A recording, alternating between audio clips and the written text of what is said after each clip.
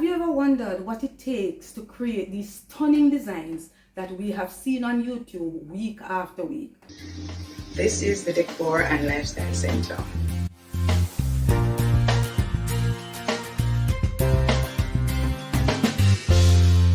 Hi guys, if we are meeting for the very first time, I am so happy to meet you. I am Charlene and thank you so much for clicking on this video. I'm so excited for soon. Like we're over the moon excited. I'm glad to choose the Decor and Lifestyle Center for just pop over and see what is going on. I promise that this video is going to be chock full of information, especially if you are a new YouTuber who is thinking of starting a channel in the decorating niche. I'm going to be doing a deep dive just to show you some of the ins and outs and just how you can keep your channel thriving without breaking the bank. If you're interested, then go and wait for come, let me show you what really I want. I couldn't even find a video on YouTube that speaks to this. So creating new designs every week may seem like fun. That's the proper way to say it. Creating the new designs every week on YouTube will bust your pocket. On average, sourcing, I may not even want to get into the furnishings because that is a horse of another color, but I could keep it simple, right? So just in case you have like a living room and you want to decorate that for your YouTube channel, you want to focus on that for a particular week. When we get into the cost of buying accessories, because we're going to be maintaining what we have, because we really can't buy the furniture every week, we cannot do that not practical. But purchasing the accessories and the soft furnishings, you know, some lighting if you want to do that, or if you want to purchase candles, those would fall under accessories too. But let me tell you something, the real tea, the accessory cost can go, I'm thinking, from a low of $30,000 to a high of maybe 60, depending on your personal taste and how you just want to step out and show out. Yeah, if you really want to come hard with your video look aesthetically pleasing every week, at them kind of money that we are talking about, first of all, you have to create a budget, because this can move into a cost overrun in 2.5 seconds. You go into the store, you see the things, you like them, and you see how it would work nicely in the aesthetic that you're trying to create, but you have to make sure that you are budgeting. You need to be extremely strategic about what you're buying.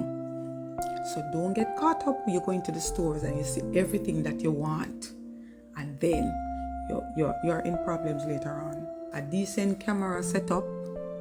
Don't forget about the filming logistics and the filming equipment. Now, a decent setup can run you a pretty penny also, so you have to be very careful, you know, in terms of if you're using your phone, then that is okay. But if you really want to elevate your game, then you'll move from your phone to a camera, and then you move from your camera to maybe adding a gimbal in there where you can get your smooth, buttery shots and those things. So you have to be careful about how you navigate this. And truth be told, I could not even find a video on YouTube that speaks to this particular issue. Nothing. Now, when I started my YouTube channel, my idea initially was just to have a space where I can showcase my talent, and I was so enthused about starting. But then as I continued, I realized that very soon or later, the spaces, if you keep repeating the same thing over and over, it gets boring, right? Who's going to want to come to your channel to see you decorate the living room and you can't refresh it? That is the issue. Oh, so I digress. Let me get back. Now, you also need to think about good lighting. Whereas daylight light is perfect for filming, you don't always have that. You'll have a day when the place is overcast. You're going to need some artificial lighting. Now, I am using my roof light, which I'll show you in a minute. And remember, I had set up the light box. And so the purpose of the light box is to focus. If I'm doing a tight shot and the area is not as bright as I would like it to, then I would have to use my light box, because the general lighting is not giving me as much light as I need. And then outside of that, I now have accent lights. Now I could turn the lamp on, which I am in two minds about doing right now, because let me tell you something, we have to pay a GPS bill too. So that's something else we have to add into the cost of this. So outside of getting the light box and the accent lights and those things, we have to turn on the light over my head, and then we have to turn on them 2 lamps and know that are JPS money, right? And I'm shooting at 12 o'clock in the day. Okay? So I'm just to keep it 100 with enough so you can see what all of this entails. Because I think a lot of persons just take it for granted when they see the video show up on YouTube, they don't even know what goes into it. And I'm walking you through today. So I have 2 accent lights here that I bought. This one I actually bought for makeup. I can clip it on any little wear and use it. Now I'm going to be setting it up behind here. And then sometimes in the middle of this you're shooting and the light not charge. Yeah. So those are some of the challenges that we face. And so I will just stick my little light behind here. I still have to charge it, you know. So when I see the trick with this a while ago, say just catch up right this. You can't see it. I'm just going to carry it and show you that. And then I also have this one that I'm going to be deciding now where I'm going to place. So these give you a little bit of ambient lighting in when you set up the space. I have set up my accent light behind here. You really can't see it, you just see the illumination. And so I could have used the lamp, but would it have been the same thing? I don't think so, because now this is providing uplight, which is it coming from a different angle, and that creates interest. So if you notice over on that side, I have closed the bottom windows. The primary reason for doing that, even though we're shooting at 12 o'clock in the day, is that there is definitely a privacy issue. Once you turn the light on in the room, persons can see from outside. So I'm fighting with that too. Not to mention good microphone. You need to have your audio as clean and as crisp as possible. If you're shooting in the tropics like I am, I don't have an air conditioner in here because otherwise that would have to turn on. I can't turn on the fan even if I'm sweating because it is going to affect the audio. Okay? So I am sweating while I'm working. All of these things in essence are really necessary or essential to have your design shine on screen. Now persons might say, yeah, it's okay to just start where you are. Yeah, but if you start this at some point, you're going to want to elevate. And so this is what a lot of persons don't tell us. They tell you just start where you are. And then the cost them start to rack up every single week, every single month.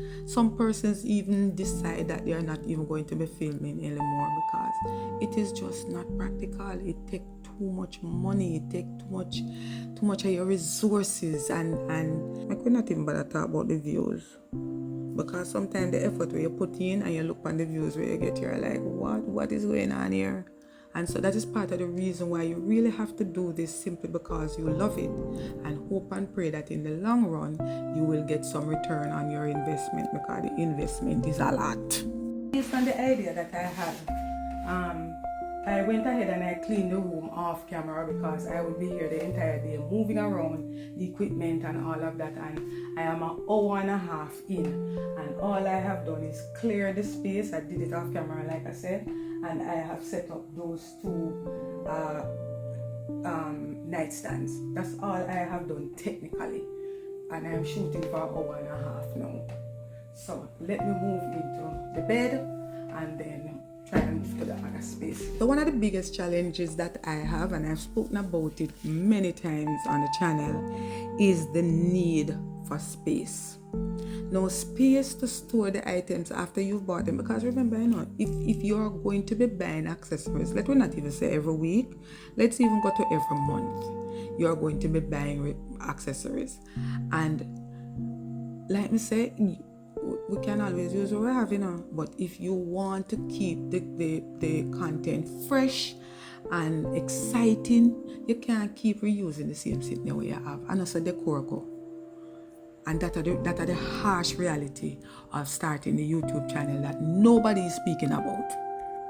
My house is oh Jesus. I feel sometimes when I see the space, it is depressing. And if you are, I'm thinking maybe like a more mature content creator like myself, me not about buying things for just buy sake and then have things when me go, what me do with all of them? No, like what am I gonna do with all of them? And so it is out of that need that I decided to do a little bit of research to see what I could find, if there were any easy ways or more cost-effective ways that we can do these videos without it stretch your pocket thin.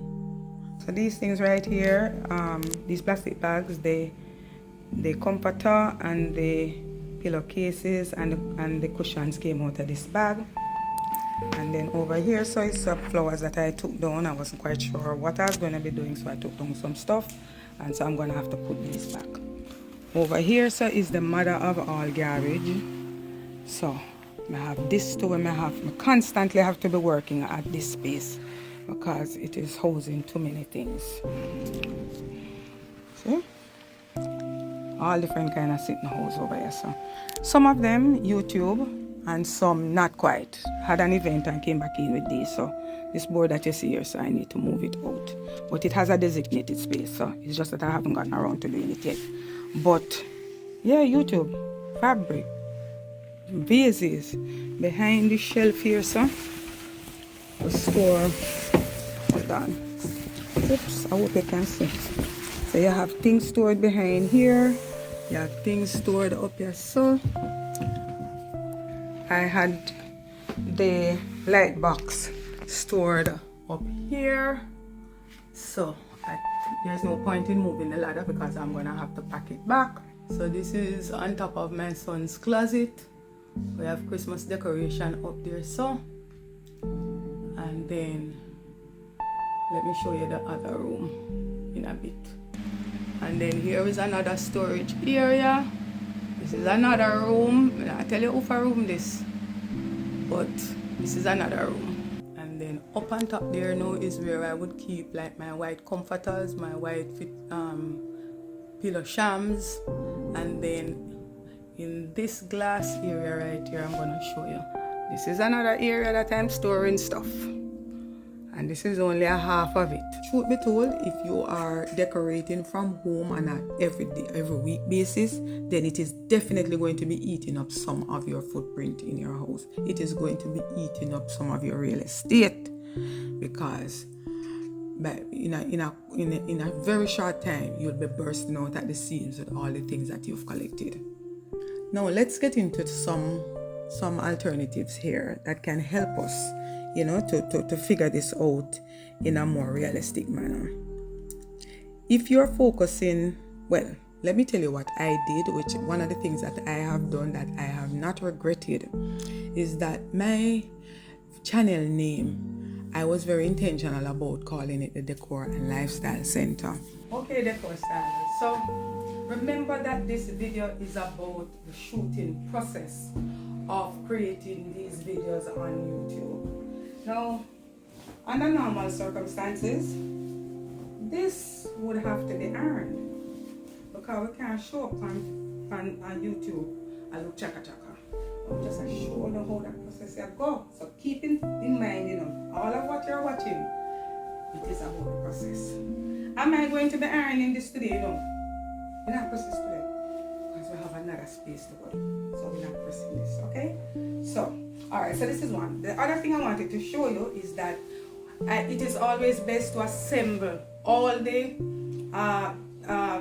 in this case, all the bedding that we're going to be using, put it close by, so that we're not walking in and out of the shop to go get the things. A lot of this can be taken care of in the edits, but it saves time if you have everything assembled in the same general area. So that is what we're doing. Oh, we don't want to crush this up anymore.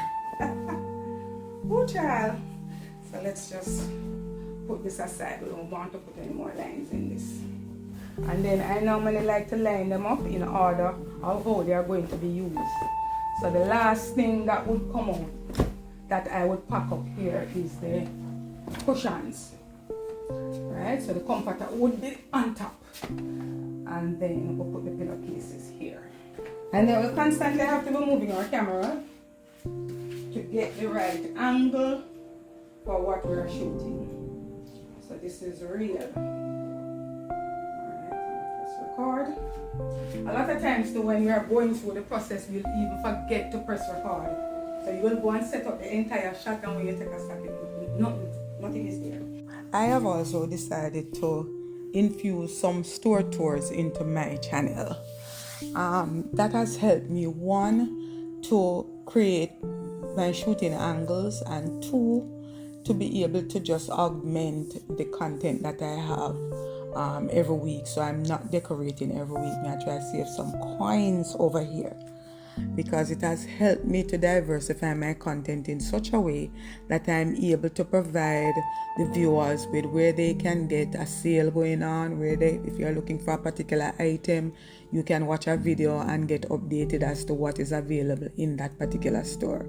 So I think I'm providing value when I do that, and the best part about it too is that the views not too bad on the store tours. Me not gonna lie to you, them not too bad. So we can work with that. But it also gave me another avenue where I could showcase some content without having to spend the bag of money.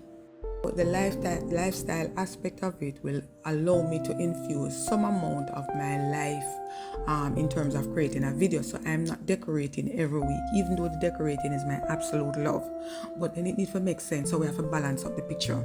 My recommendation to other content creators who are in the decorating niche, or the interior decorating niche I should say, is to consider diversifying your content to keep costs down. Think about DIY projects. Well, I'm going to talk about that, because I have to tell you what is a reality in Jamaica, right? So, and if this content resonates with you, if you are living somewhere else outside of Jamaica, and so from this angle, the lighting is poor. So now I'm going to have to move the light, because there are some really dark spots. For a video that's going up on YouTube, now I'd have to come through with my steamer and steam all of this out, because you can see how wrinkled it looks, right? So I would have to steam that out. Pay attention to this here. So when I bought this comforter, I bought it as a king size comforter, and when I came home, this is what I got. So the other side just barely drop over. So when I'm doing the reveal, I want you to pay attention to this.